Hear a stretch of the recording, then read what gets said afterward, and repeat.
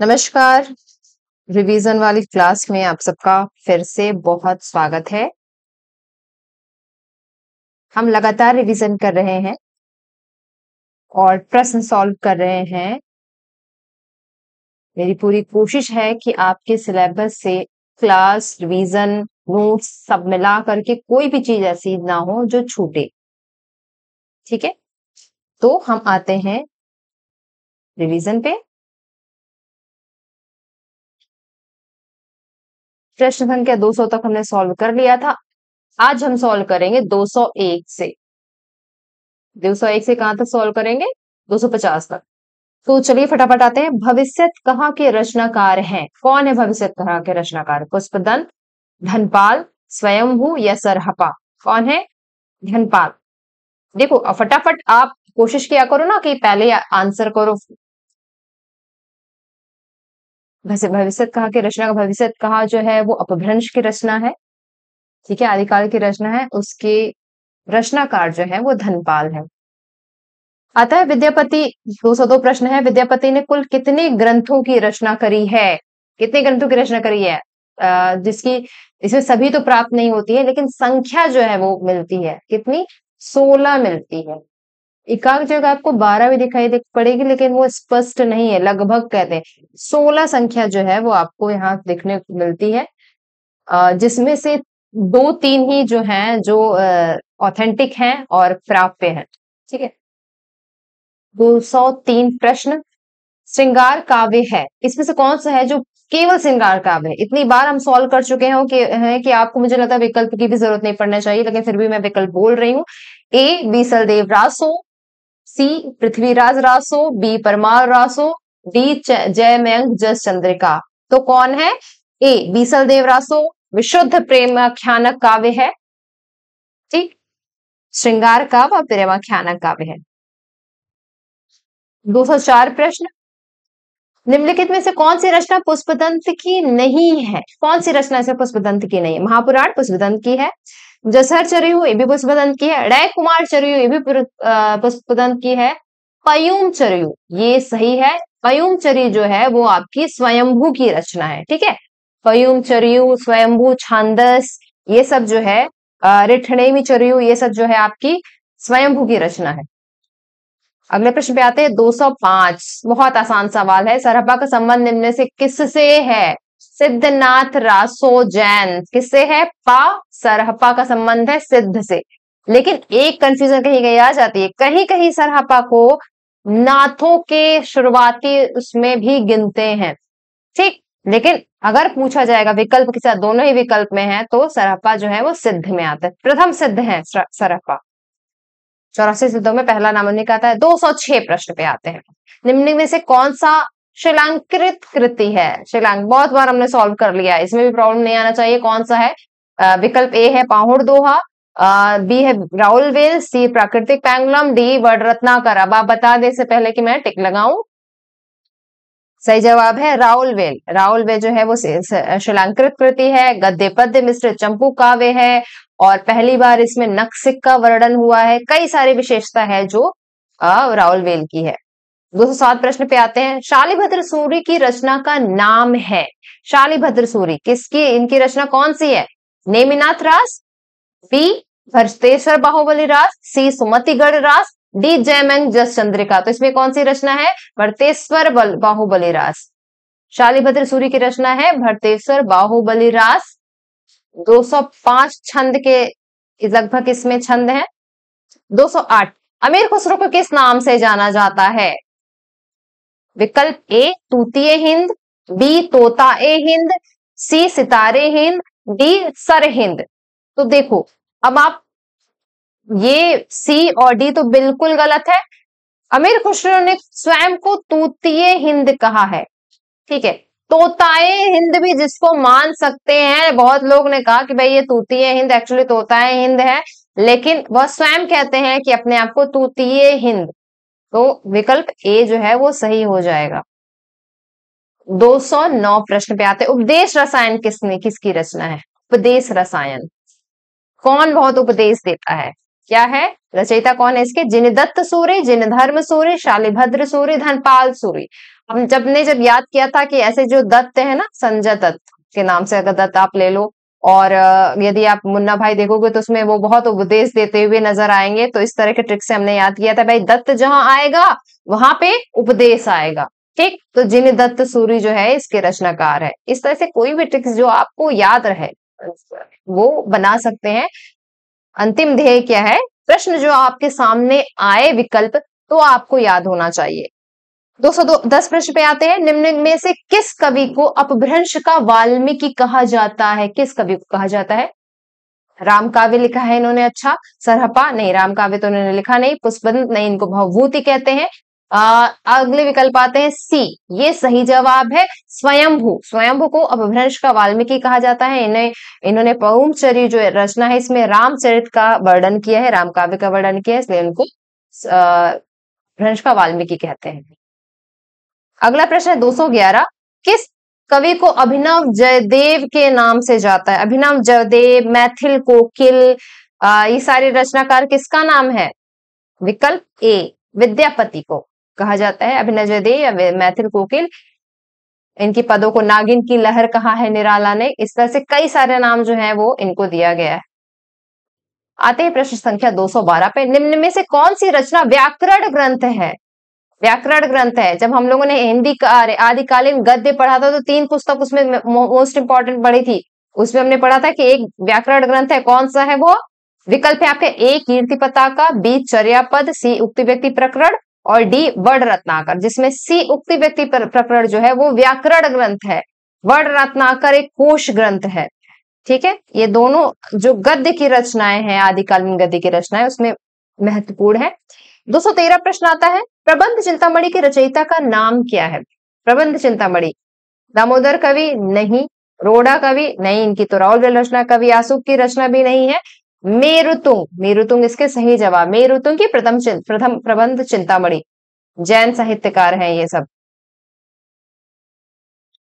आगम वेद पुराणे पंडित मान वहंती, पक्क सिरीफल अली जिम वाहिरित भ्रमयंती। ये जो पंक्ति है वह किसकी है?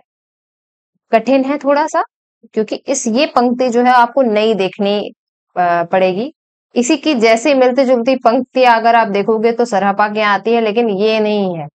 ठीक, इसलिए सरहपा नहीं हो जाएंगे यहाँ पे। डोम्बिपा की कोई भी पंक्ति मिल, कुकुरिपा का तो कोई पंक्ति मिलती है नहीं। ये जो आपका सही जवाब होगा कन्हप्पा का।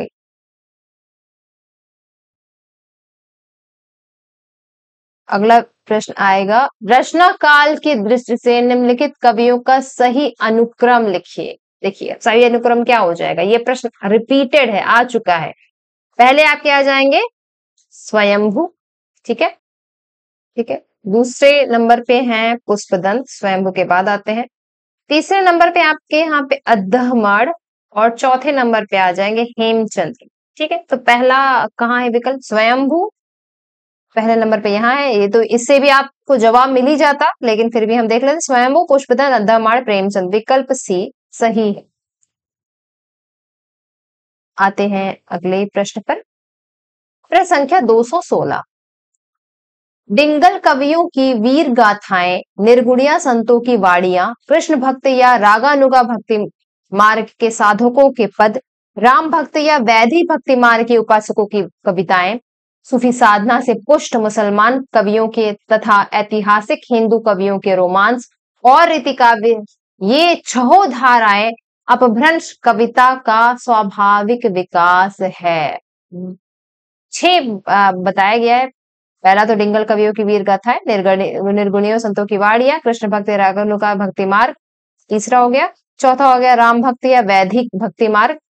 पांचवा हो गया सूफी साधना से संबंधित, और छठवां हो गया ऐतिहासिक हिंदू कवियों के रोमांस। ये सभी जो है जो अपभ्रंश कविता का एक प्रकार से विशेषता भी है, और उनके विकास की अवस्था के बारे में बता रहा है। कौन कहाँ है ये कहे हैं आपके हजारी प्रसाद द्विवेदी। हजारी प्रसाद द्विवेदी मानते हैं, क्योंकि रामचंद्र शुक्ल जो है वो तो सिरे से ही खारिज करते हैं इस पूरे समय दौर की रचनाओं को। आता है प्रश्न संख्या 217, कुंडलिनी के उद्भुत होने पर जो स्फोट होता है उसे क्या कहते हैं? स्फोट हो रहा है, ठीक है, ध्वनि निकल रही है, ध्वनि क्यों क्यों और क्या कहते हैं, नाद। ये तो थोड़ा सा आप लॉजिकल रूप से भी अगर समझेंगे तो यहाँ समझ में आ जाएगा।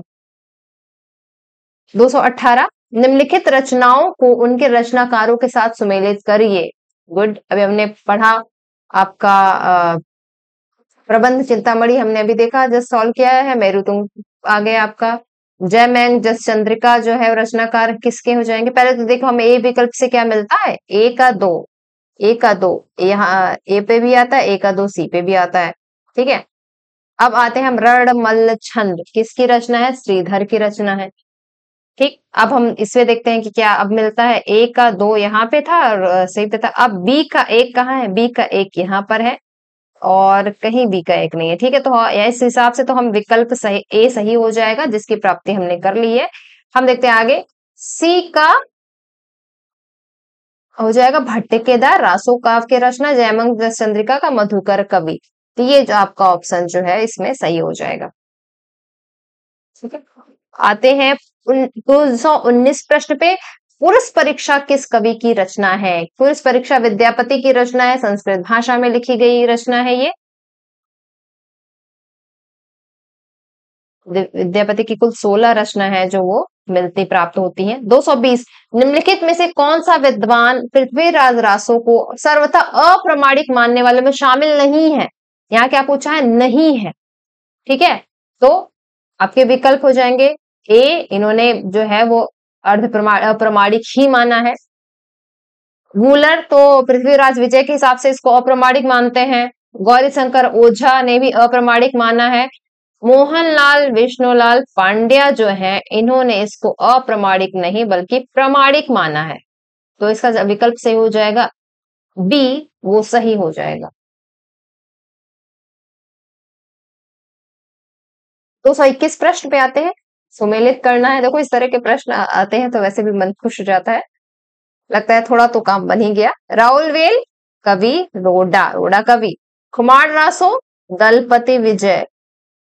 ठीक है, चंदन बाला रास आसगु कवि। योगचर्य आपके हो गए डोम्बिप्पा।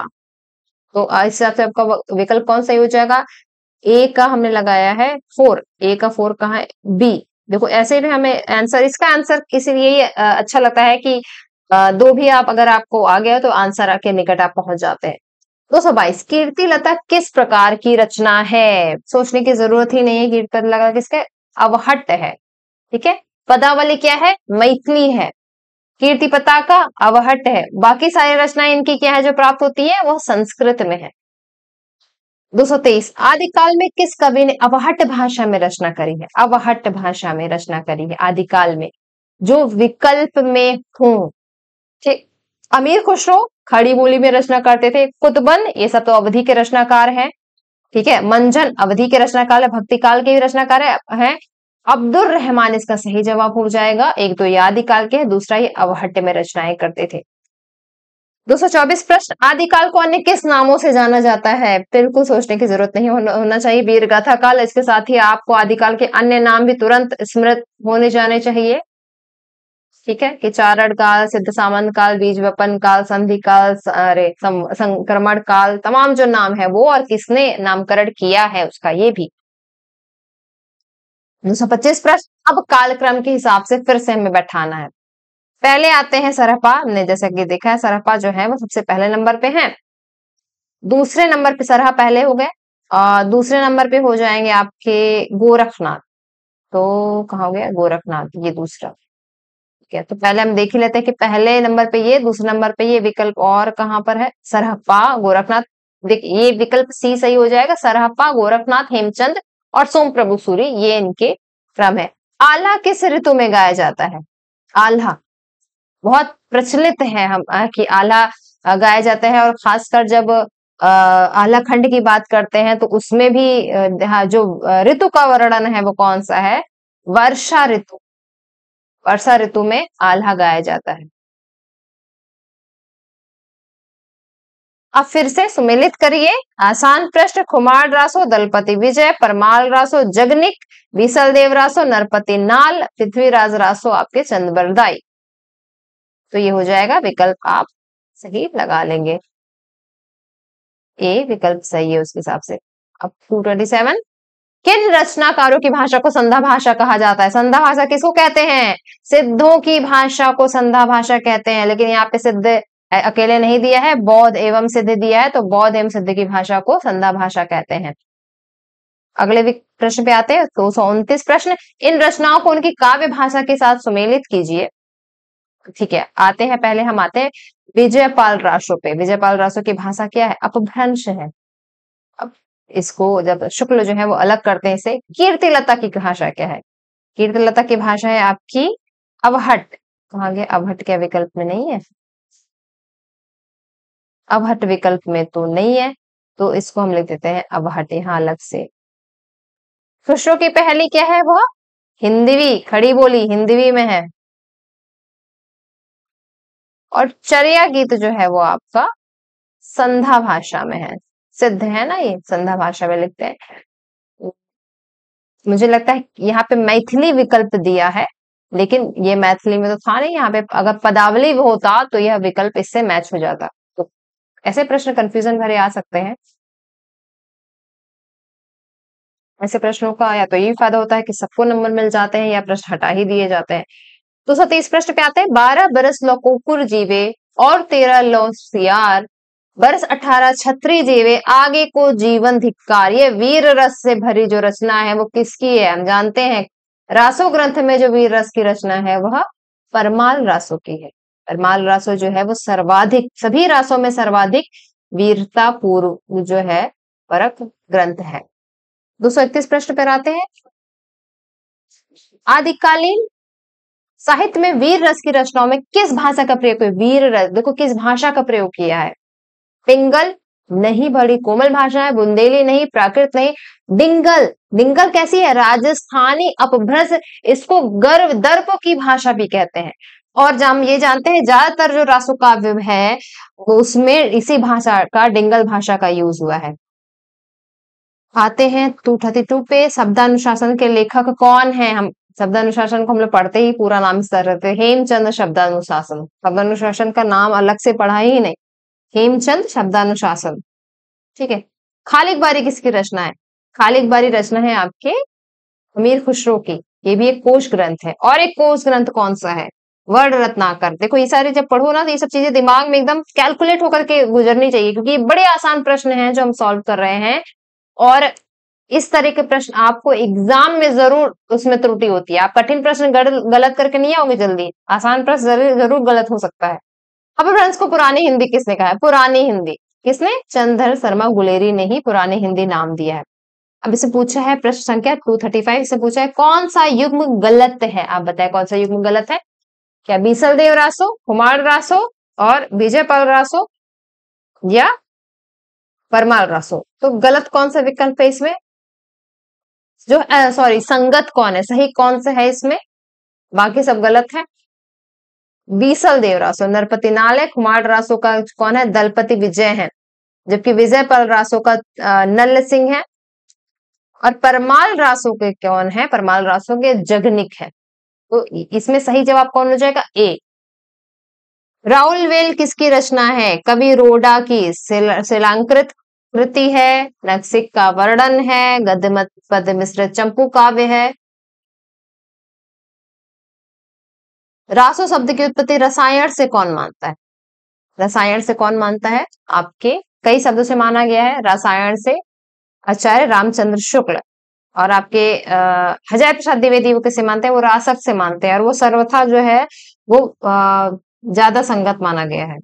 अब किसने किसने किससे माना है ये यहाँ पर आप दोबारा से रिवीजन के पर्पज से जरूर देख लें, हमने क्लास में रिवीजन इसको करवाया ही है।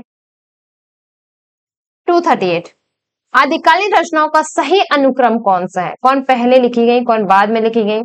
तो आ जाएगा पहले, सबसे पहले इसमें अगर बात करें तो भरतेश्वर बाहुबली राज जो है वो पहले आई थी। उसके बाद आएंगे आपके जो धर्मसूरी की स्थूल भद्रास। फिर नेमिनाथ जो है वो सुमतिगढ़ की थी, और संगीत रत्नाकर। इसमें थोड़ा सा कंफ्यूजन हो सकता है क्योंकि लगभग आसपास की रचनाएं हैं, लेकिन जो नेमिनाथ है वो थोड़ा पहले, इसलिए हम इसको सही मान रहे हैं। और पहला दूसरा इसमें जो विकल्प है, दूसरे में और कहीं है भी नहीं, भरतेश्वर वाला, हाँ पहला विकल्प में, इसलिए हम ए इसको सही कहते हैं, विकल्प ए सही है। पहले भरतेश्वर बाहुबली रास, फिर स्थूलिभद्र रास, फिर नेमिनाथ रास, उसके बाद संगीत रत्नाकर। 239 पौम चरिव किसकी रचना है? कोई सेकंड थॉट नहीं, स्वयंभू की रचना है, रामचरित पर लिखी गई है, अपूर्ण रचना है, इसी के लिए इनको किसकी अपभ्रंश के वाल्मीकि को उपाधि मिली। निम्नलिखित में से रचनाओं का सुमेलन करिए, फिर से सुमेलित करना आ गया आपको, सबसे आसान सुमेलित कर सकते हैं हम, डी वर्ण रत्न, ये हो गया। फिर ज्योतिरेश्वर ठाकुर का वर्ण रत्नाकर।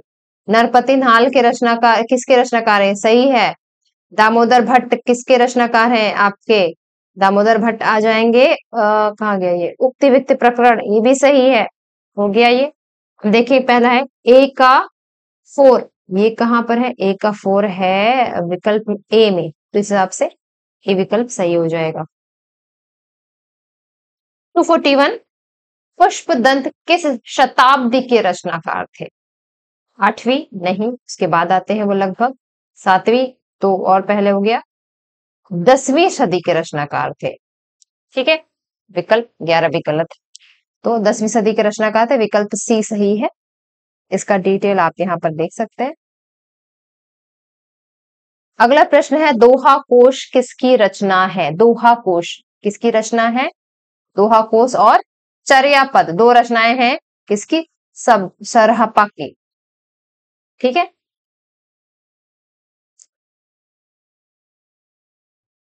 आते हैं अगले पेज। दोहा कोश का संपादन किसने किया था? प्रबोध बागची ने।